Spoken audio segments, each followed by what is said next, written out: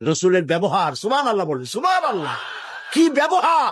মসজিদে নববীতে এক পদবী এসে পেশাব করেছে মসজিদে নববীর মধ্যে, মসজিদের ভেতরে পেশাব করতেছে রসুলের সামনে। সাহাবায়ে কেরামদের চোখ মোটা হয়ে গেছে, ভাবখানা এই রসুল পারমিশন দেন আর জম্মের মতো পেশাব করাই দেই। রাসূলুল্লাহ বললেন, না না, বাধা দিও না, তাহলে সে অসুস্থ হয়ে যেতে পারে, তার সবটা আনলোড হতে দাও। সবটা শেষ হইল, রাসূলুল্লাহ তাকে কাছে ডাকলেন, দেখে বললেন, তুমি যে কামটা করলা, তুমি কি জানো এটা কি? কয় না, তা জানি না। তিনি বললেন, এটা হলো মসজিদ, আমরা এখানে আল্লাহর সেজদা দেই।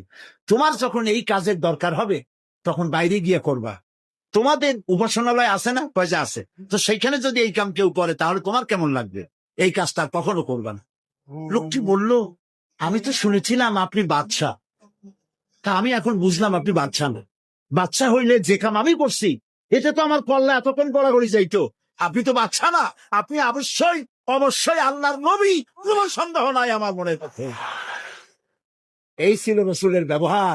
রাসূলুল্লাহ সাহাবীদের দিকে তাকায় বললেন, ইন্নামা বুইসতুম মুয়াসসিরিন, ও সাহাবীরা, আল্লাহ তোমাদেরকে পাঠাইছেন মানুষের কাছে দ্বীনকে সহজ করার জন্য, কঠিন করার জন্য নয়। রাসূলুল্লাহ যখন দাওয়াতের লোক পাঠাতেন বলতেন, ইয়াসসিরু ওয়ালা তুআসসিরু, মানুষকে সহজ করে দ্বীন বুঝাও, কঠিন করে বুঝাইও না। বাশশিরু ওয়ালা তুনাফিরু, বেহেশতের খবর দিয়া মানুষকে দ্বীনের পথে ডাকো।